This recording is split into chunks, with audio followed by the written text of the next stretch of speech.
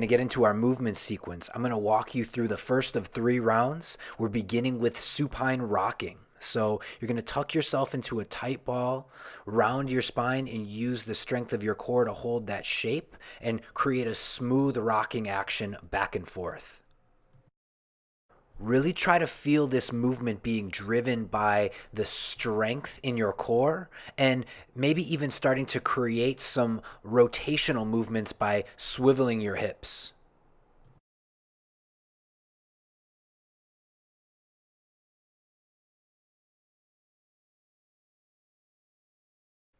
This is going to be a very basic transitional movement, so you might want to start playing around with different arrangements of your legs as you exit the rock.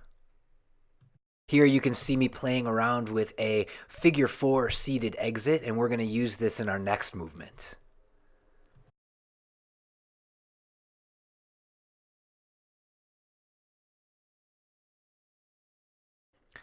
Next up, we've got a figure 4 sit, transition into a crouch position.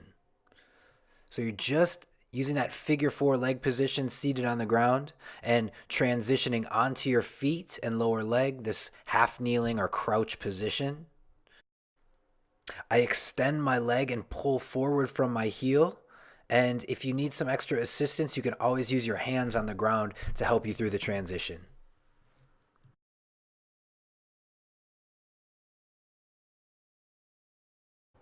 Next, we're transitioning into the side bend sit position. The movement, hip switches. You're going to become very familiar with this over the course of the challenge. I want you to start slow and really create some stability and control over this transition. Begins by sweeping the back leg forward, switching your figure 4 legs, and then wrapping the straight leg back. When I'm in the side bent sit position, I'll take a fold forward. It gives me a nice stretch. And you can also use your hands in contact with the ground to give you a little bit more balance, a little bit more fluidity through the movement. And the last movement in today's sequence is going to be a bent sit. And we're just going to do this little side step or spinning action. So hopefully you're on a surface that has a little bit of slide and gives you that ability to spin around. This type of rotation is going to give you so many different options when it comes to creating more flow and creativity in your movements. That's going to bring us back to the beginning for the start of round 2. You've got 2 more rounds to explore these movements. Now, don't forget, the whole point of this is to get connected through your movements. So go ahead, experiment, try different things. Each round can look a little bit different.